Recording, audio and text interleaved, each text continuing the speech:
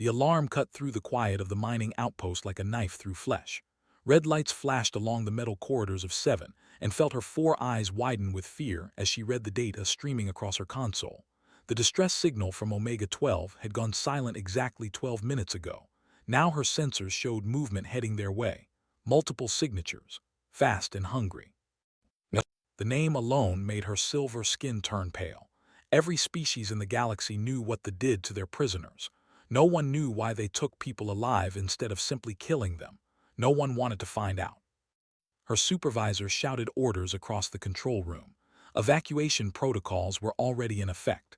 The shuttles would leave in 40 minutes with or without everyone on board. That was the rule. That was how you survived in a galaxy that did not care about individuals. Grabbed her emergency pack and ran toward the shuttle bay. But something stopped her halfway there. A thought that felt like a stone in her stomach. The human engineering team was still in the lower sections. She had seen Cole heading toward the repair bay just an hour ago, completely focused on fixing some broken system that no one else could understand. She changed direction without thinking. Her feet carried her down the corridor toward the engineering section while her mind screamed at her to turn around. Survived because they ran. That was their gift. That was their curse. They felt danger before it arrived, and they fled before it could touch them. But the humans had been kind to her, Cole especially. He never laughed at her nervous habits or her constant checking of exit routes. He just smiled and asked if she wanted coffee. She did not even drink coffee, but she always said yes because he seemed genuinely happy to share it with her. She found him exactly where she expected. In the repair bay, half buried inside a broken console, his hands working steadily despite the chaos around them. Cole, she said, and her voice came out higher than she intended. We have to go, right now. He pulled himself out from the console and looked at her. His face was calm, too calm. Human faces were strange to her, with only 2 eyes and skin that changed color based on blood flow. Right now his face showed no fear at all. What is happening? He asked. She said, a raiding party. They destroyed Omega-12 and now they are coming here. The shuttles leave in less than 40 minutes. She expected him to run.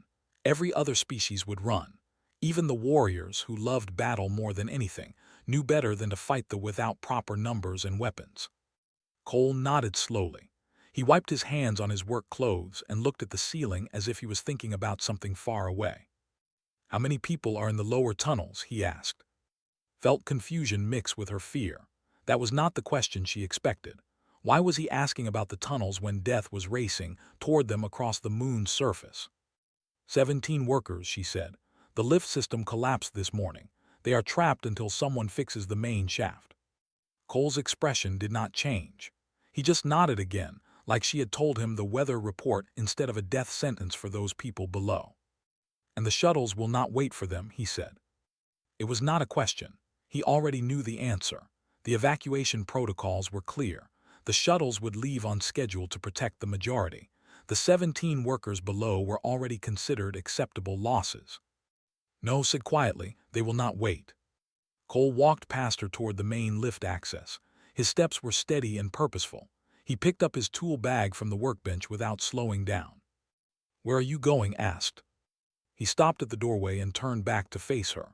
His eyes met hers, and she saw something in them that she did not understand. It looked almost like peace. I am going to fix the lift, he said. Felt her blood freeze in her veins. She had heard that human expression before but never understood it until this moment.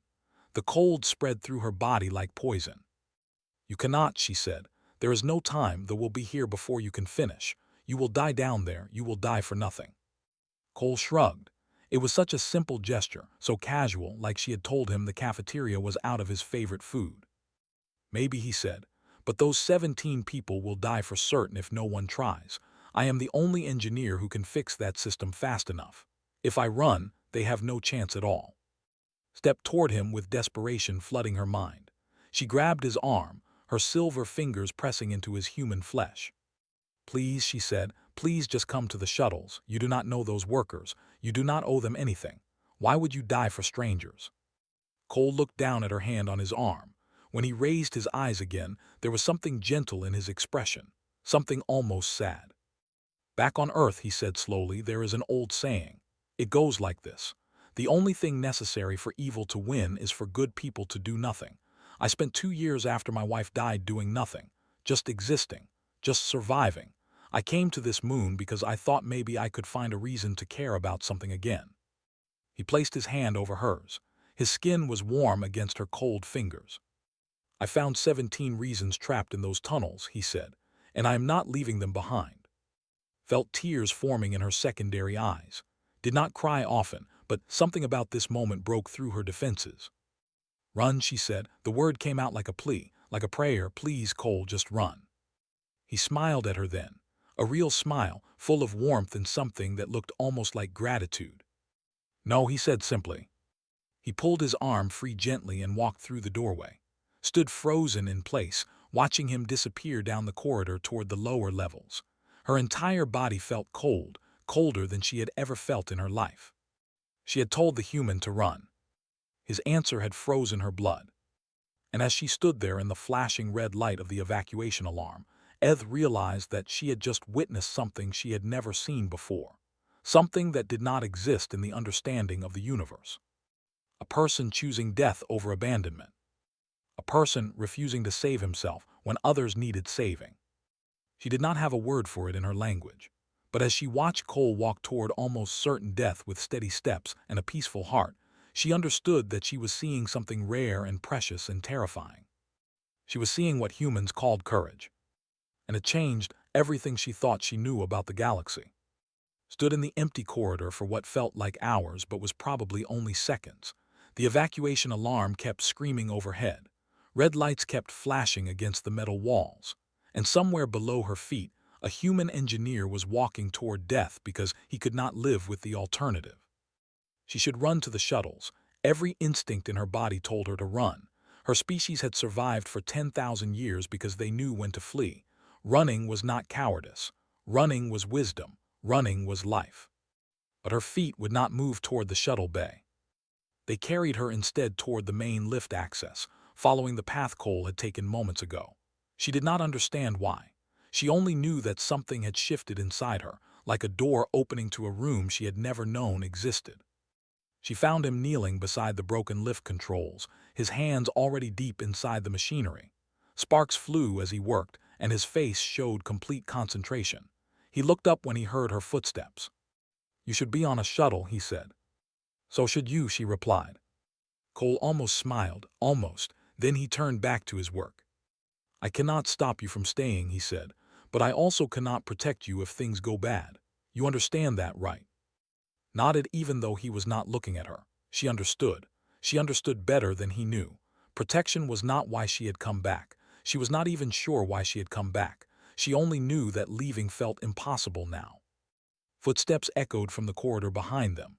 Heavy footsteps, spun around with fear flooding her body, but the figure that appeared was not. It was her mining supervisor.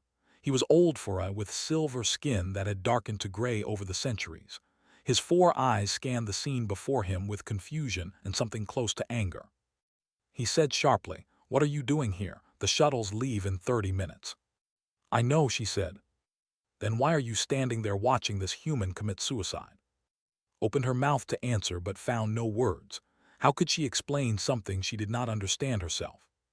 Cole spoke without looking up from his work. "There are 17 workers trapped in the lower tunnels. The lift system collapsed this morning. I am fixing it so they can escape." Stared at the human's back with disbelief written across his face. He had worked with humans for years, but this behavior was beyond anything he had witnessed before. "The shuttles will not wait," he said slowly, as if explaining something to a child. "I know," Cole replied. "They will kill you." "Probably." Expression shifted from disbelief to something else, something had never seen on his face before. It almost looked like respect mixed with horror. "Why?" he asked quietly. "Why would you do this?" Cole finally stopped working. He turned to face with grease on his hands and sweat on his forehead and absolute certainty in his eyes. "Because I can," he said. "Because I have the skills to save them and the time to try. Because running away from people who need help is not something I am able to do. Not anymore." Another set of footsteps approached, faster this time. A young human woman appeared in the corridor, breathing hard from running. Perry, the geologist. Her brown hair was messy and her eyes were wide with fear, but she walked straight toward Cole without hesitation. "I heard you were down here," she said. "I came to help." Cole shook his head. "Go to the shuttles. There is nothing you can do here that I cannot do faster alone." Crossed her arms over her chest. She was small compared to Cole, but her stance showed no intention of backing down. "You taught me basic repair work last month," she said. "I can hand you tools. I can hold things in place. I can watch your back while you work. I am staying." Cole looked at her for a long moment. Then he nodded once. "Fine," he said. "Stay close and do exactly what I tell you." Watch this exchange with growing amazement. Two humans choosing death over safety. Two humans refusing to abandon strangers trapped in darkness. He had lived for 300 years and never seen anything like it. "You are all insane," he said softly. "Maybe," Cole replied. He was already back at work, his hands moving faster now. "But at least we are insane together." Another figure appeared at the edge of the corridor. This one moved differently than the others, with the careful steps of a trained warrior. X, the security officer. His reptilian scales gleamed under the emergency lights, and his yellow eyes assessed the situation with predatory intelligence. "The scouts have been spotted on the perimeter," he announced. "They will breach the outer defenses in approximately 15 minutes. Felt her heart stop. 15 minutes. Cole needed at least 20 to fix the lift. Walked toward Cole and stopped beside him. From his belt, he drew a heavy plasma pistol and held it out. "Take this," he said. "You may need it." Cole glanced at the weapon and shook his head. "I need both hands for the repairs. Give it to someone else." His eyes narrowed. He looked at the human with an expression that might have been curiosity or confusion. "You truly intend to stay here unarmed," he said, "working on machinery while monsters approach?" "That is the plan," Cole confirmed. Was silent for a moment. Then he holstered the pistol and checked the charge on his rifle. "I will guard the entrance," he said. "Whatever comes through that door will have to pass through me first."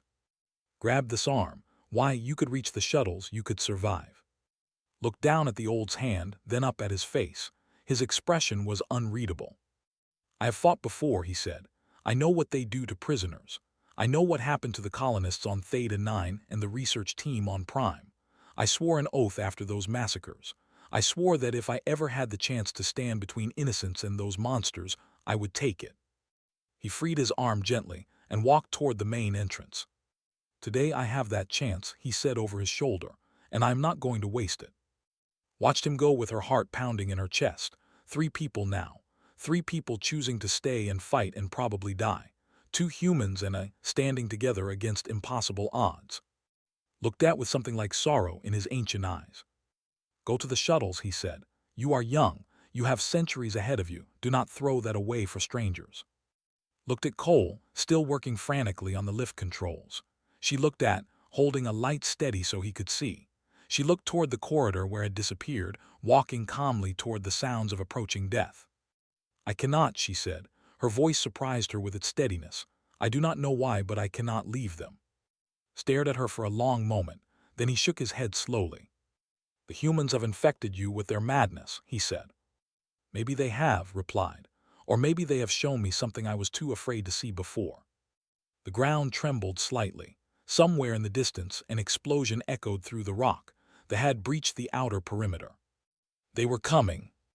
And 5 people stood between them and the 17 workers trapped in the tunnels below. 5 people who should have been running but chose to stay instead.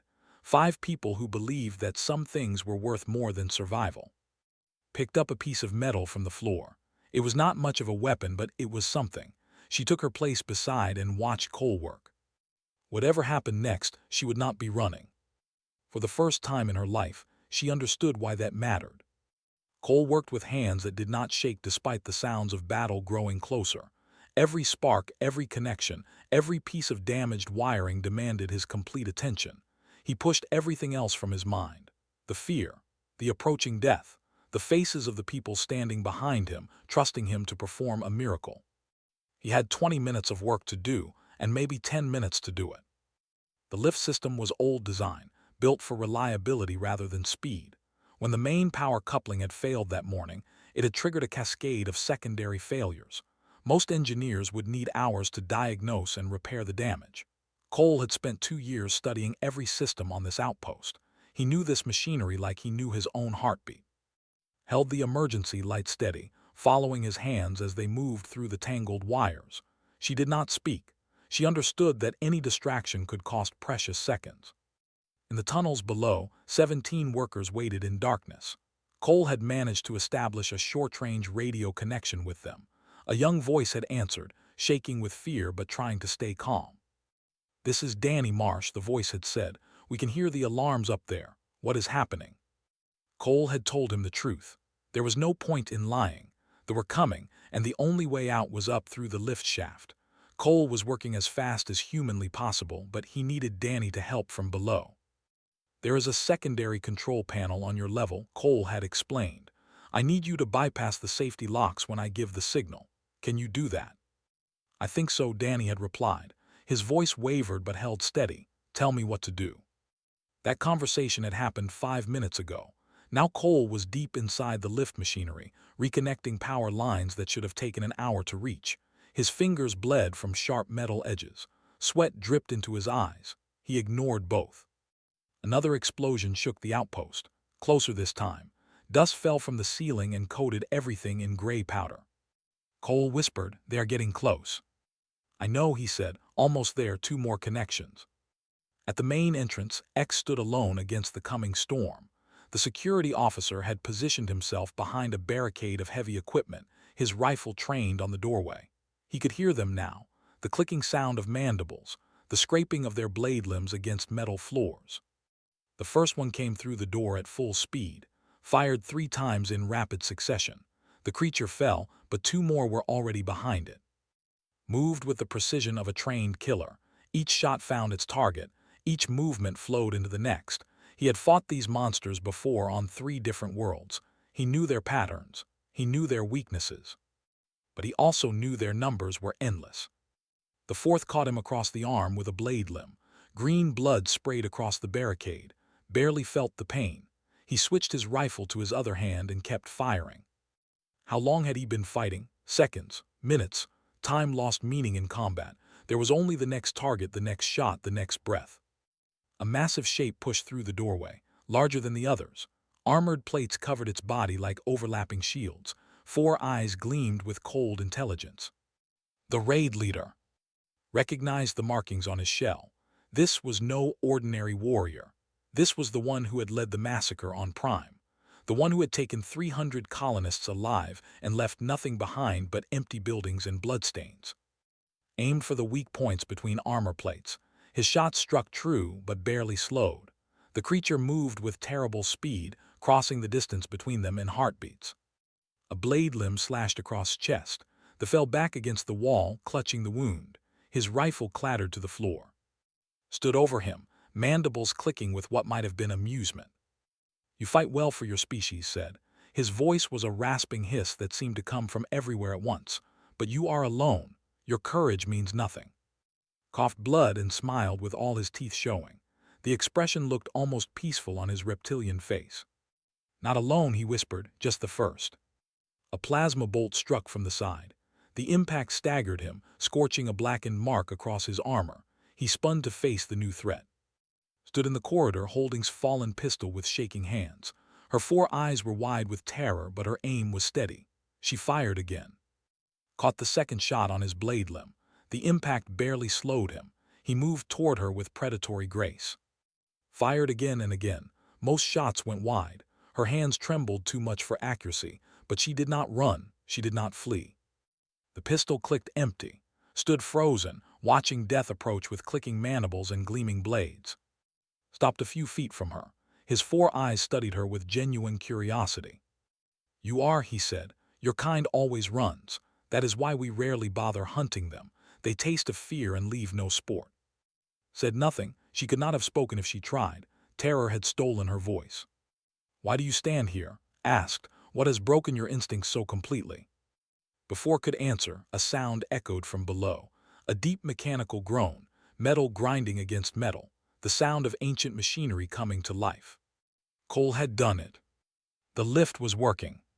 His head snapped toward the sound. His eyes narrowed with something that might have been anger or perhaps interest. "What is that?" he demanded. Behind him, in the engineering section, Cole appeared in the corridor. His hands were bleeding and his face was gray with exhaustion. But he walked forward with steady steps, placing himself between the alien monster and the woman who had stayed when she should have run. "That is the sound of 17 people escaping," Cole said. His voice was calm and flat. "They are climbing the secondary shaft right now. Your prisoners are getting away." Studied the human with all four eyes. He had conquered dozens of species across dozens of worlds. He had broken warriors and crushed armies, but he had never encountered a human before. This small creature stood before him without weapons, without armor, without any hope of victory. And yet it showed no fear, only a strange, steady determination that had never seen in any prey before. "You have cost me," said slowly, "but you are still here, still within my reach." Found her voice at last. "Run," she screamed at Cole. "For once in your stubborn life, just run." Cole did not look at her. He kept his eyes fixed on the monster before him. "No," he said simply. Felt something strange stir in his ancient mind, an emotion he had not experienced in centuries. Uncertainty. Why would this creature stand here and face death? Why would it not run when running was still possible? "What are you?" asked quietly.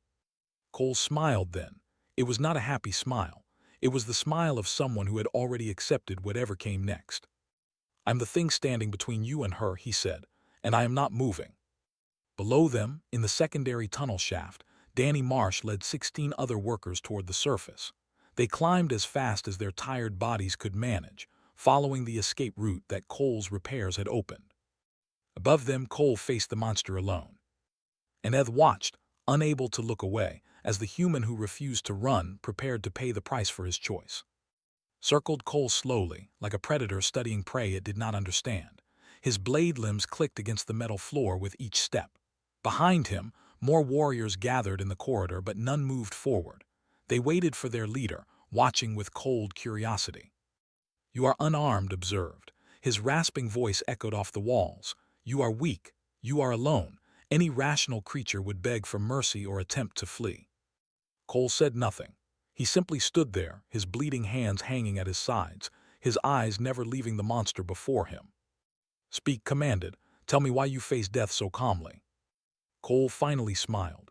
It was a tired smile full of sadness and something else, something could not identify. "Where I come from," Cole said quietly, "we have a saying. It is not about how you die. It is about how you live."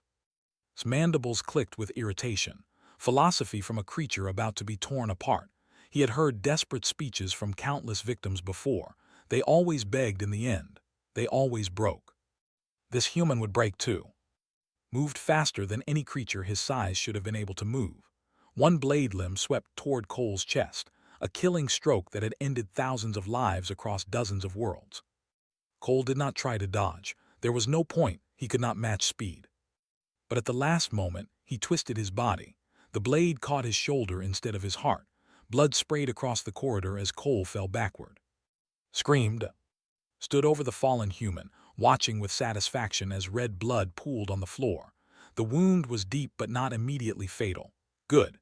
He preferred his prey to suffer before the end. But then something happened that did not expect. Cole pushed himself to his knees. The human's face was gray with pain. His left arm hung useless at his side. Blood soaked his clothing and dripped onto the metal floor. By every measure that understood, this creature should have been finished. Cole looked up at the monster standing over him and smiled again. "Is that all you have?" he asked. The words struck like a physical blow. He felt confusion flood his ancient mind. What was wrong with this creature? Why was it not screaming? Why was it not begging? He slashed again, catching Cole across the ribs. The human fell onto his back, gasping for air. More blood, more pain. Any creature would surrender now. Any creature would accept death. Cole rolled onto his side and pushed himself up again. Slower this time, weaker, but rising nonetheless. Stepped back involuntarily. He could not explain why. Something about this scene was deeply wrong. Something that went against everything he knew about prey and predators. Behind him, his warriors shifted uneasily. They had never seen their leader hesitate. They had never seen any creature refuse to stay down after being wounded so badly. Cole stood swaying on his feet. His breath came in ragged gasps. His eyes were glazed with shock. but he was standing. "I told you," he said softly, "I am not moving." Struck him again. This time the blade caught Cole across the face, opening a deep cut from forehead to jaw. The human crumpled to the floor without a sound. Surely that was the end. Surely no creature could rise after that. But Cole's fingers twitched. His good arm pressed against the floor. Slowly, impossibly, he began to push himself up once more. Felt something cold settle into his chest. It took him a moment to recognize the sensation, because he had not felt it in over a century. Fear. Not fear of this broken, bleeding creature before him. That would be absurd. Fear of something else. Fear of what this creature represented. Fear of what it meant that such a being could exist. They had conquered worlds. They had broken armies and enslaved civilizations. They had done this because every species eventually gave up. Every species eventually surrendered. That was the natural order. The strong dominated the weak, and the weak accepted their fate. This human did not accept anything. Cole managed to get one knee under him. His face was a mask of blood. His body trembled with the effort of staying conscious, but his eyes found space and held steady. "Go ahead," Cole whispered. "I can do this all day." In the secondary tunnel shaft, Danny Marsh led the last of the workers toward the surface. His young legs burned with exhaustion, but he kept climbing. Behind him, he could hear the others gasping for breath as they followed. "How much further?" someone called out. "Almost there," Danny replied. He did not actually know if that was true. He only knew that stopping was not an option. Whatever was happening above them, someone had bought them time with their life. He was not going to waste that gift.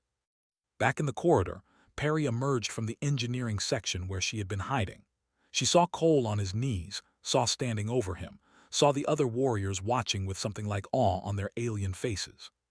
She picked up a metal rod from the debris on the floor. It was not much of a weapon. It would do nothing against armor, but she walked forward anyway, placing herself beside Cole. "If you want him," she said, her voice shaking but clear, "you go through me too." X dragged himself up from where he had fallen. His chest wound bled freely, and his legs barely supported his weight. But he stumbled to Cole's other side, his claws extended for one last fight. "And me," he growled. Looked at the scene before her. 3 people, broken and bleeding, standing around a human who refused to stay down. 3 people who should have been dead already, still fighting because one man had shown them what courage looked like. She walked forward on trembling legs and took her place among them. "And me," she whispered. Stood frozen. His warriors waited for his command, but he could not speak. He stared at the 4 figures arrayed before him, and for the first time in his long existence, he did not know what to do. They were not threatening, they were not dangerous. He could kill them all in seconds. That was not the point. The point was that they were willing to die for each other. Strangers from different species, different worlds, different lives. And they stood together facing death because one human had taught them that running was not the only option. His communicator crackled with static. One of his scouts reported from outside. "Commander," the scout hissed urgently. "Consortium warships have exited faster than light travel. Multiple heavy cruisers approaching. They will be in weapons range within minutes." The emergency beacon had triggered it before the battle. Help was coming. Looked at Cole, still on his knees, still conscious against all logic, still ready to take another blow. "Your reinforcements approach," said quietly. "This changes things." Cole smiled through the blood covering his face. His voice came out as barely a whisper. "Told you," he said, not moving. Turned to his warriors. "We are leaving," he announced. "The prisoners here are not worth the losses we would suffer against consortium warships." His warriors hesitated. They had never retreated from prey before, but the look in their commander's eyes left no room for argument. As they began to withdraw, paused at the corridor entrance, he looked back at Cole one last time. "I will remember you," he said. "I will remember your species. You have cost me greatly today, human." Cole tried to respond, but his body finally gave out. He collapsed onto his side, consciousness slipping away at last. Caught him before he hit the floor. She cradled his head in her lap, feeling his blood soak into her clothing, watching his chest rise and fall with shallow breaths. "Stay awake," she begged. "Please, Cole, medical teams are coming. Just stay awake." His eyes fluttered open one last time. His voice was almost too quiet to hear. "Did they get out?" he asked. "The workers in the tunnel, did they make it?" checked her communicator with shaking hands. A message blinked on the screen. 17 workers had reached the surface through the secondary shaft, all accounted for, all alive. Yes, she said, tears streaming down her face. Yes, Cole, they all made it. You saved them. Cole smiled, a real smile this time full of peace. Good, he whispered, and his eyes closed. Held him as the evacuation shuttles landed and medical teams rushed toward them. She held him as they loaded his broken body onto a stretcher. She held his hand as they carried him away. She did not let go until they forced her to. 3 weeks passed before Cole opened his eyes. The medical bay of the consortium hospital ship was quiet and clean and filled with soft light. Machines hummed around him, monitoring his vital signs and pumping healing agents into his bloodstream. He stared at the white ceiling for a long moment, trying to remember where he was and why everything hurt. Then the memories came flooding back. The alarm, the lift, the monster with blade limbs and cold eyes, standing up again and again until his body simply refused to obey. He turned his head slowly, wincing at the pain in his neck. His face felt strange, tight and numb in places. Bandages covered most of his left side. His arm was wrapped in regeneration gel, slowly rebuilding the muscle and bone that had torn apart. But he was alive. That seemed impossible somehow. He had been so certain that he was going to die in that corridor. He had made peace with it. He had accepted that saving those workers was worth his life. Yet here he was, breathing and thinking and wondering why the universe had decided to give him another chance. The door to his room slid open. Eth stood in the entrance, her 4 eyes fixed on his face. She wore civilian clothes now instead of her work uniform. Her silver skin seemed paler than he remembered. "You are awake," she said. Her voice carried something he could not identify, relief maybe, or wonder. Apparently, Cole replied. His voice came out rough and scratchy from weeks without use. "How long?" 23 days, said. She walked to his bedside and sat in the chair that had clearly been occupied many times before. "The doctors were not sure you would survive. Your injuries were extensive." Cole tried to shrug, but gave up when pain shot through his shoulder. "What about the others?" he asked. "The workers from the tunnels." Expression softened. "All alive," she said. "Lost the use of one arm, but regeneration technology should restore it within a year. Has already returned to work at a different outpost. And the 17 miners you saved have been writing letters asking about your recovery. Danny Marsh visits the hospital every week to check on your status." Cole closed his eyes for a moment.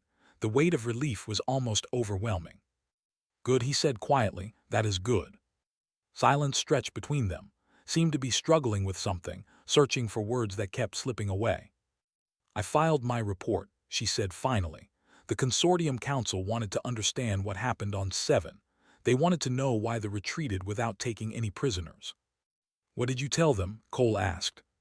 Looked down at her hands. When she spoke again, her voice was barely above a whisper. "I told them the truth," she said. "I told them that I ordered a human to run, and he refused. I told them that he chose to stay and save strangers instead of saving himself. I told them that his choice inspired others to stand beside him, including me." She raised her eyes to meet his. "I told them that I watched a human take blow after blow from a war leader and refused to stay down," she continued. "I told them that, the Butcher of Prime, looked into your eyes and felt something he had not felt in 100 years. Cole frowned slightly. What did he feel? "Fear," said. "Not fear of you personally. Fear of what you represent. Fear of a species that will not surrender. Fear of people who would rather die standing than live running." Cole considered this for a moment. Then he shook his head slowly. "I am not that special," he said. "Most humans would have done the same thing." Stared at him with an expression he could not read. "That," she said quietly, "is exactly what terrifies the Council." She stood and walked to the window. Outside, stars drifted past in the endless darkness of space. The hospital ship was traveling to a consortium central world for diplomatic meetings. "The Council has been studying your species for decades," said without turning around. "They knew you were stubborn. They knew you came from a harsh world. They knew you were clever and adaptable and sometimes reckless." She turned to face him. "But they did not understand until now," she continued. "They did not understand that humans will die for strangers, not just for family or tribe or nation, for complete strangers they have never met, for people who might not even appreciate the sacrifice, for the simple principle that no one gets left behind. Cole tried to sit up and immediately regretted it. He fell back against the pillows, breathing hard. "That is just how we are raised," he said. "Where I come from, it is nothing unusual." Walked back to his bedside. Her expression held something new now, something that looked almost like affection mixed with awe. "They have conquered 43 species across 6 galactic sectors," she said. "They have never retreated from any enemy except overwhelming military force. Until you." "I did not defeat them," Cole pointed out. "I just refused to die fast enough." Almost smiled. "That is a very human way of describing it." She reached out and took his hand. Her silver fingers were cool against his healing skin. "The Council issued a new classification for humanity yesterday," she said.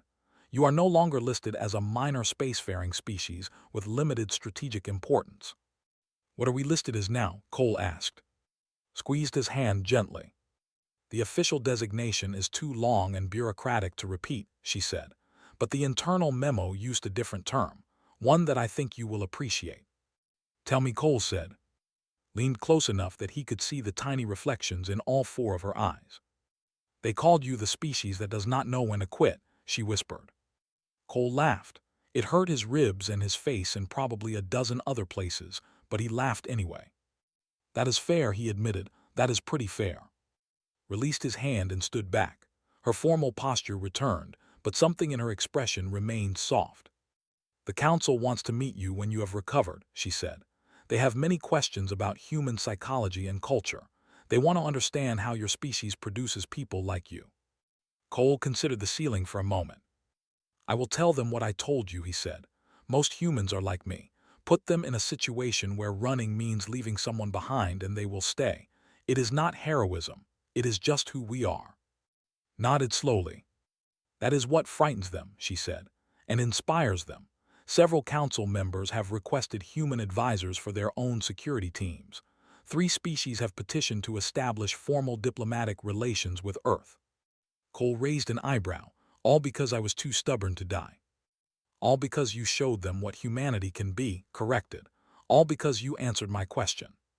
"What question was that?" Cole asked. Walked toward the door. She paused at the entrance and looked back at him one last time. "When I told you to run," she said, "you could have asked me a dozen different questions. You could have argued or bargained or explained. But you only said one word." "No," Cole remembered. "I said no." Nodded. "And that one word changed everything I thought I knew about courage and sacrifice, and what makes a species worth knowing." She touched the door control, and it slid open. "Get some rest," she said. "You have meetings with very important people soon, and they will want to understand how one human stopped a raid with nothing but stubbornness and bleeding hands." Cole smiled as she walked away. He was still smiling when sleep claimed him again, deep and peaceful and free of nightmares for the first time in years. Somewhere in a classified consortium database, a new report circulated among the intelligence agencies of 100 different species. It contained analysis and projections and recommendations about humanity. But at the very end, in a section marked with the highest security clearance, there was a single warning. "Do not give them a reason to fight. Do not give them someone to protect, because they will not stop. They will never stop. And somehow, against all logic and probability, they will find a way to win." And across the galaxy, the older species read those words and looked at humanity with new eyes. Some felt fear, some felt hope, some felt both at once. But all of them understood one thing clearly.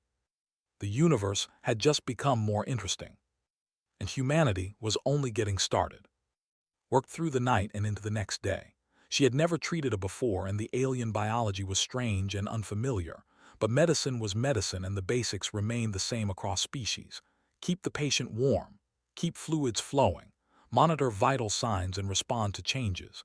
Did all of this and more, barely sleeping, refusing to give up on her patient. The female drifted in and out of consciousness. Sometimes she would open her eyes, revealing irises that swirled with colors like oil on water, and she would look around in confusion and fear. She would try to speak, but the words came out broken and unclear. Would hold her hand and tell her she was safe, that no one would hurt her, that she just needed to rest. Whether the alien understood or not, she would eventually close her eyes and slip back into sleep. Sam checked on them every few hours. He watched work with quiet admiration. She had always been the heart of the crew, the one who reminded them why they did what they did. When the others talked about giving up or playing it safe, was the one who spoke about the people who needed them. She was the reason Sam had not retired years ago. On the second day, they woke up and stayed awake. Her eyes opened slowly, and this time they focused. She looked at, then around the small medical bay, then back at. Her mouth moved and a word came out. Where? Smiled gently. You are on a ship called the Drifting Sparrow. We found your escape pod in an asteroid field. You have been unconscious for 2 days. The alien blinked. She tried to sit up, but her body was too weak. She fell back against the bed, breathing hard. Humans, she whispered. You are humans. That is right. My name is I am the medic here. What is your name? The alien was quiet for a long moment. Her colors shifted slowly beneath her skin, pale blues and grays moving like clouds. She said finally, my name is. Patted her hand. Well, you are safe now. You are going to be okay. Looked at her with eyes full of confusion. Why did you save me? It was such a strange question that did not know how to answer at first. Because you needed help, she said. That is what we do. We help people. The alien said nothing, but something in her expression changed. She looked at as if seeing her for the first time, as if trying to understand something that did not make sense. Meanwhile, Daniel had been studying the escape pod. He was not an expert on culture, but he had traveled enough to pick up bits and pieces of knowledge from across the galaxy. The markings on the pod were unusual. They were not military markings or commercial symbols. They were something else, something that nagged at the back of his mind. He brought his findings to Sam in the small room that served as the captain's office. I think this is a royal vessel, Daniel said. Look at these symbols. I have seen similar ones in trading posts. They mark things that belong to the ruling family. Sam frowned. You think she is royalty? I think she might be. And if she is, we need to be very careful about what happens next. Sam thought about this. A royal lost in the disputed zone, found in an escape pod that had been drifting for who knows how long. It did not make sense. They protected their own, especially their royalty. If one of them had gone missing, there would have been search parties and fleets and demands for answers, unless something had gone very wrong. He decided to reach out to someone who might know more. Was a merchant who operated on the edges of legal trade, much like Sam himself. They had done business together several times over the years, and while they were not friends exactly, there was a mutual respect between them. Sam sent a coded message and waited. The response came an hour later. His face appeared on the communication screen, his luminescent features glowing a soft gold. Samuel Price, he said. It has been some time. What can I do for you? Sam described what they had found, leaving out the location and other details that might put his crew at risk. He mentioned the markings Daniel had noticed and the name the alien had given. His glow flickered. His colors shifted rapidly, cycling through shades of blue and white that Sam had learned to associate with shock. Are you certain of this name? Asked. Are you certain? She said. I am certain. Why? Who is she? Was quiet for a long moment. When he spoke again, his voice was low and serious. Princess was the youngest daughter of Queen. She disappeared 30 cycles ago. Her ship was attacked in the disputed zone and she was declared dead. The Queen has been in mourning ever since. He paused. If this is truly her, if the princess is alive, then you have found something of immense importance. Sam felt the weight of those words settle on his shoulders. He had expected trouble, but not this much. What should we do? Return her to Prime, of course. The Queen will want her daughter back. Hesitated. But be careful, my friend. There are those who would not want the princess to return. The attack on her ship was no accident. Someone wanted her dead. If they learn she survived, they will try again. The communication ended and Sam sat alone in his office thinking. He had a choice to make. The safe thing would be to drop the princess at the nearest station and let someone else deal with the problem. It was not his responsibility. They had never shown any kindness to humans. They considered humanity a young and primitive species, barely worth noticing. Why should Sam risk his ship and his crew for people who looked down on him? But then he thought about the woman in the medical bay. She was scared and hurt and alone. She had survived something terrible, and now she was far from home with no one to protect her. She was somebody's daughter, just as Sam had said, and somewhere a mother was grieving for her. He called the crew together and told them what he had learned. He explained the risks and made it clear that he would not force anyone to stay. If they wanted to leave at the next station, he would understand. No one left. We found her, said simply. We should see this through. Tony nodded in agreement. Daniel said nothing, but he stood with the others, and that was enough. Smiled, she is my patient. I am not leaving her. Sam looked at his crew, these 5 people who had become his family over the years. He felt proud of them. All right then, we take her home. They set a course for space. It would be a long journey through dangerous territory, but they had made it through worse before. Sam went to the medical bay to tell the plan. She was sitting up now, still weak but growing stronger. Had found her some simple clothes to replace her torn garments, and she looked almost healthy. When Sam entered, she looked at him with those swirling eyes. You are the captain, she said. It was not a question. My name is Sam. Told me what you did, you saved my life. She paused. Why, you do not know me, your people owe nothing to mine. Sam pulled up a chair and sat down across from her. You were dying, we could help, that is all the reason we needed. Shook her head slowly. I was taught that humans were selfish and violent, that you cared only for yourselves. That is what everyone in the court believed. Maybe some of us are like that, Sam admitted, but not all of us. We try to do what is right even when it is hard. The princess was quiet for a long time. Her colors shifted through shades of violet and silver, emotions that Sam could not read. Finally, she spoke again. Someone in my mother's court arranged the attack on my ship. I was captured and held prisoner for many cycles before I escaped. I do not know who betrayed me or why. She looked at Sam with something like fear in her eyes. Taking me home may bring danger to you and your crew. Sam nodded. I know, warned me. He leaned forward. But we are taking you home anyway. You belong with your mother. Before could respond, an alarm blared through the ship. His voice came over the intercom, tight with tension. Captain, we have company. A pirate fleet just dropped out of hyperspace behind us. 6 ships all armed. They are heading straight for us. Sam stood up. How did they find us so fast? I do not know, but they are coming in hot. We need to move. Sam looked at her. Face had gone pale, her colors draining to gray. They know, she whispered. They know I am alive. Sam put a hand on her shoulder. Stay here, we will handle this. He ran to the bridge, his heart pounding. The drifting Sparrow was fast, but she was not a warship. 6 armed ships against 1 old cargo vessel were not good odds, but Sam had been facing bad odds his whole life. He was not about to stop now. The bridge of the drifting Sparrow was small and cramped, filled with consoles that flickered with age and screens that showed the approaching fleet. Sam took his position at the center, watching as 6 hostile ships closed the distance. They were fast and well-armed, built for hunting and killing. The largest one, a brutal-looking vessel covered in weapons, flew at the front of the formation. That big one is the command ship, Daniel said, studying the scanner. Registry shows it belongs to a warlord named. He is one of the worst pirates in the disputed zone. Slavers, murderers, the whole package. Can we outrun them? Sam asked. Shook her head. Not with our engines in this condition. They will catch us in 20 minutes, maybe less. Then we need to be smarter than them, Sam thought quickly. They were near a nebula, a massive cloud of gas and dust that would play havoc with sensors. It was dangerous to fly through, but it was their best chance. Take us into that nebula, maximum speed. Did not hesitate. The drifting Sparrow turned hard and accelerated toward the swirling colors of the nebula. Behind them, the pirate fleet followed. Tony's voice came over the intercom from the engine room. Captain, the engines are not happy about this. We are pushing them too hard. Keep them running, Tony, just a little longer. I will do my best, but if we blow a main coupling, we are dead in space.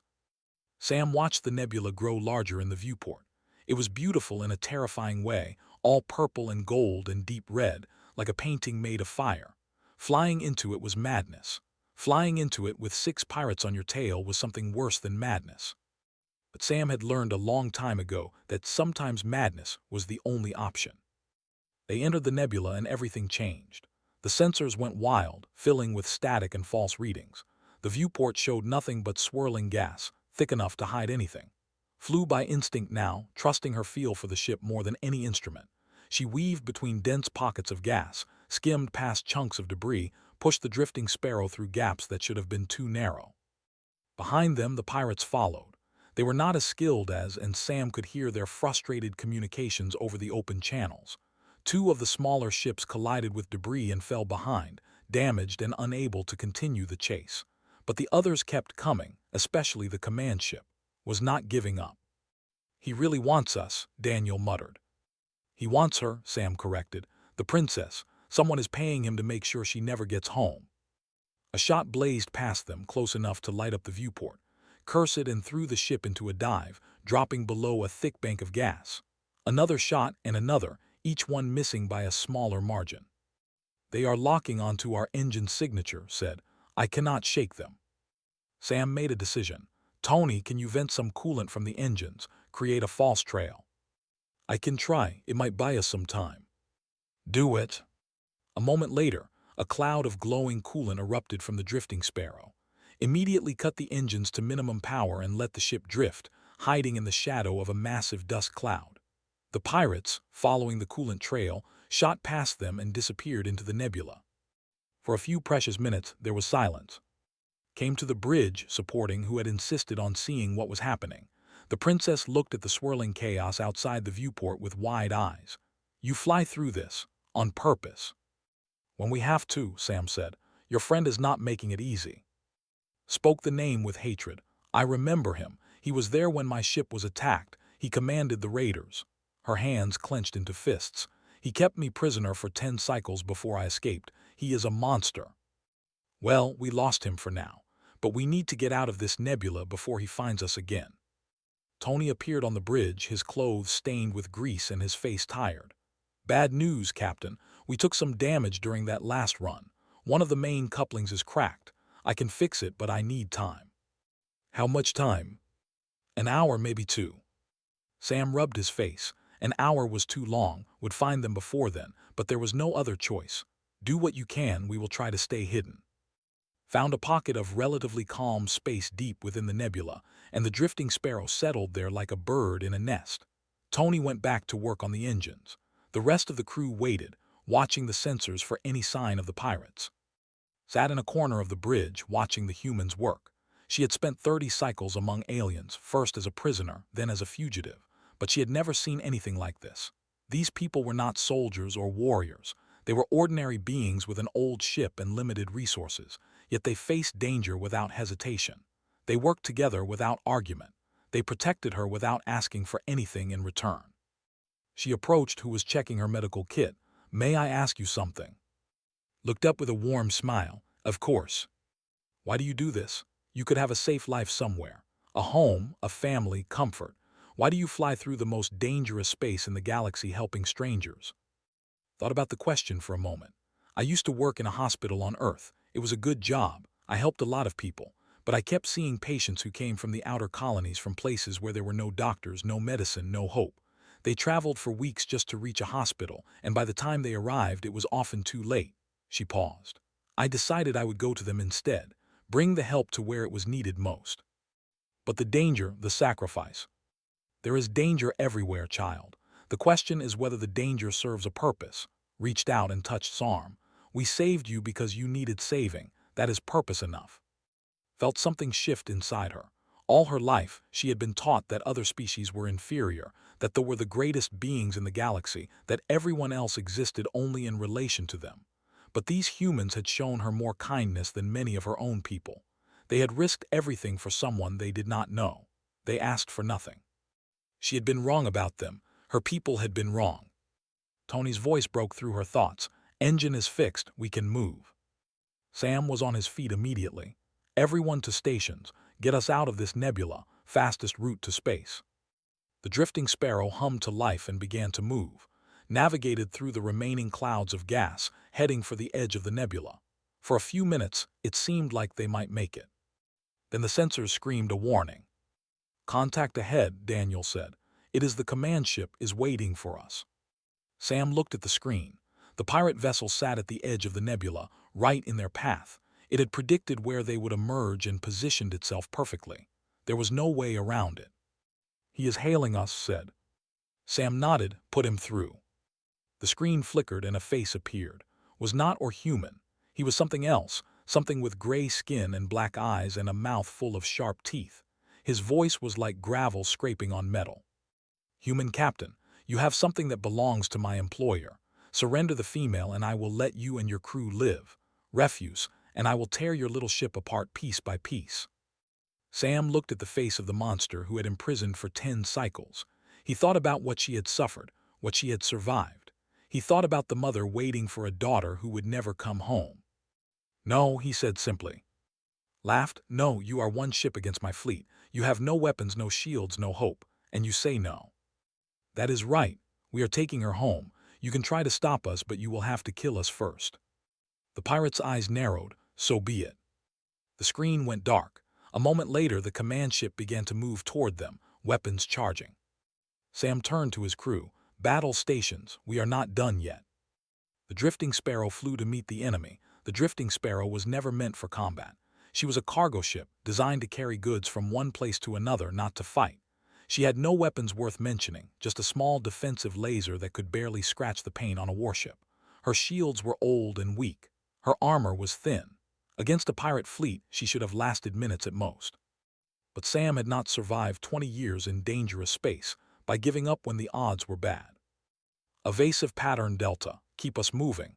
Tony, I need everything you can give me from those engines. Daniel, find me something we can use against them. Anything." The crew moved without hesitation, threw the ship into a series of wild maneuvers, spinning and diving and climbing in ways that made the hull groan in protest. The pirate command ship fired, and beams of energy cut through the space where the drifting sparrow had been a moment before. More ships were coming now, the rest of the fleet closing in from behind. "They are boxing us in," Daniel reported. "We have nowhere to run." Sam looked at the tactical display. Daniel was right. The pirates had them surrounded. In a few minutes there would be no escape. "Then we do not run," Sam said. "We fight." "With what?" Daniel asked. Sam thought fast. They were near the edge of the nebula, still partially inside the swirling clouds of gas. The gas was dense and volatile. If it was ignited, it would explode. Not a huge explosion, but enough to cause chaos, enough to create an opening. "Take us back into the nebula. Head for the densest concentration of gas you can find." Understood immediately. She banked hard and dove back into the purple and gold clouds. The pirates followed, their weapons still firing. Shots struck the drifting sparrow's shields, and the ship shuddered with each impact. "Shields at 60%, Daniel called out. 50, 40. "Just a little further," Sam said. The gas around them grew thicker. It swirled against the viewport in dense curtains, blocking all visibility. The pirates slowed down, uncertain now, unable to see their target. "Tony," Sam said into the intercom, "can you overload the defensive laser? Make it burn hot enough to ignite the gas." There was a pause. "Captain, if I do that, the laser will explode. It might take us with it." "Can you rig it to fire remotely? Eject it and detonate it behind us." Another pause. "I can try. Give me 30 seconds." Sam watched the tactical display. The pirate ships were spreading out, trying to surround them even in the nebula. The command ship was still coming straight at them, determined to catch his prey. 20 seconds, Tony said. The shields dropped to 20%. Another hit would bring them down entirely. 10 seconds. Ship was right behind them now, close enough that Sam could see its weapons glowing with power. Done firing now. A small object ejected from the back of the drifting sparrow, tumbling through the gas directly at the command ship. Did not even try to avoid it. Why would he? It was just a piece of debris. The defensive laser detonated. The explosion was not huge, but it did not need to be. The gas ignited in a chain reaction, spreading outward in a wave of fire and light. The command ship was caught in the heart of it. Its shields held, but it was thrown backward, tumbling end over end through the nebula. The other pirate ships scattered in panic, trying to escape the expanding inferno. Punch the engines to maximum. The drifting sparrow shot out of the nebula like a bullet, leaving the chaos behind. By the time the pirates recovered, they were already long gone. Sam let out a breath he had not realized he was holding. Everyone okay? I think I am going to be sick, said, but she was smiling. Tony's voice came over the intercom. Engine coupling is cracked again. Also, we have no more defensive laser. Can you fix the coupling? I can, but Captain, we cannot take another fight like that. The ship will not survive. Sam nodded. They had escaped, but they were wounded. If caught up with them again, it would be over. He went to check on. She was still on the bridge, standing near the back, watching everything with wide eyes. Her colors were shifting rapidly. cycling through shades of blue and violet that Sam now recognized as fear and amazement mixed together. "You survived," she said. "You fought a pirate fleet with no weapons and you survived." "Barely," Sam admitted. "We are not out of this yet. Will come after us again." "Why do you keep fighting? You could have given me up. He would have let you go." Sam looked at her. "Do you really think we would do that?" Was quiet for a moment. "No," she said finally. "I do not think you would, but I do not understand why. I have never met beings like you before." Sam smiled. "We are just humans. This is what we do." They traveled for 2 more days, pushing toward space as fast as the damaged ship could manage. Tony worked constantly on repairs, keeping everything running through sheer determination. Slept in shifts at the helm, never leaving for more than a few hours at a time. Tended to minor injuries and kept morale up with hot meals and encouraging words. Daniel monitored the sensors, watching for any sign of pursuit. On the second day, he found something. "Captain, I am picking up ships ahead, a lot of ships." Sam's heart sank. "Pirates?" "No." Daniel checked the readings again, then looked up with surprise on his face. "They are a whole fleet of them." Sam moved to the sensor console. It was true. Dozens of ships, all bearing the markings of the Empire, were positioned at the edge of their territory. And at the center of the formation was the largest vessel Sam had ever seen, a ship that glowed with its own inner light. "That is the royal flagship," said. She had come to stand beside Sam and her voice was barely a whisper. "My mother is here." "How did she know to come?" "The distress signal," Daniel said. "Remember when we broadcast on all channels during the fight with, they must have heard it. They must have heard that the princess was alive." Sam felt a wave of relief wash over him. They had made it. Against all odds, they had made it. But then the sensors screamed another warning. "Contact behind us," Daniel shouted. "Multiple ships it is." He caught up. Sam turned to look at the display. The pirate fleet emerged from hyperspace behind them, damaged but still deadly. Command ship led the way, its hull from the explosion but its weapons still functional. They were caught between the pirates and the fleet. There was nowhere to go. "Is hailing us," said. Sam opened the channel. The pirate's face appeared on the screen, twisted with fury. "You think you are safe because they are here. They will not arrive in time. I will destroy your little ship and take what I came for. The princess dies today." "You will have to go through us first," Sam said. Laughed. "That can be arranged." The pirate fleet accelerated, weapons charging. They would reach the drifting Sparrow in minutes. The ships were moving too, but they were still far away, too far.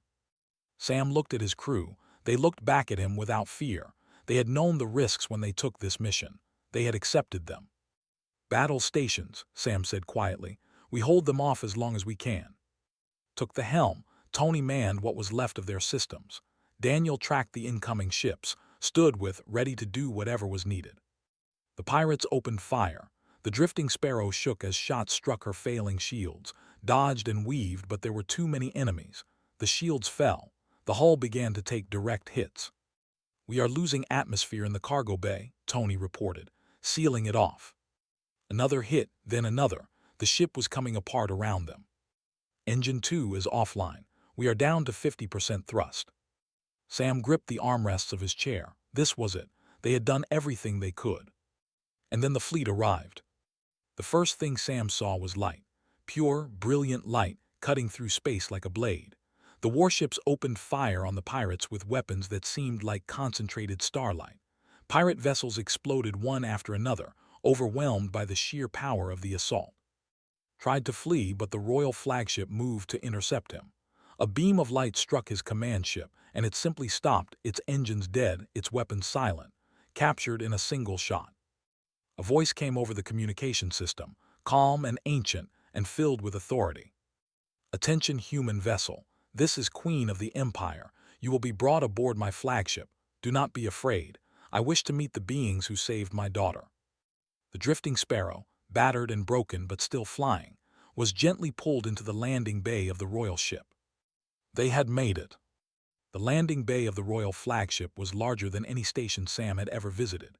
It glowed with soft light that seemed to come from everywhere at once, and the air smelled clean and fresh, like a spring morning on Earth.